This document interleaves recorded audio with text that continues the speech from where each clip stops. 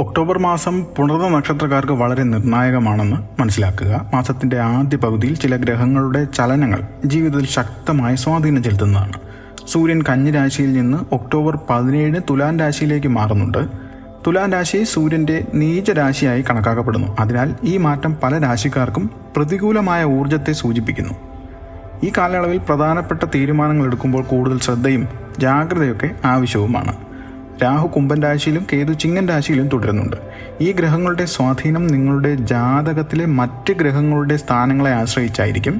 ഇത് തൊഴിൽപരവും ആരോഗ്യപരവുമായ കാര്യങ്ങളിൽ ചില പ്രതിസന്ധികൾക്ക് കാരണവുമാകും. എന്നാൽ ഈ മാസത്തെ ഏറ്റവും പ്രധാനപ്പെട്ട ജ്യോതിഷ പ്രതിഭാസങ്ങൾ വ്യാഴത്തിൻ്റെയും ശനിയുടെയും സ്ഥാനങ്ങളാണ്. കാരണം അവ പുണർന്ന നക്ഷത്രത്തിൽ ജനിച്ചവരെ നേരിട്ട് ബാധിക്കുന്ന കാര്യങ്ങളാണ്.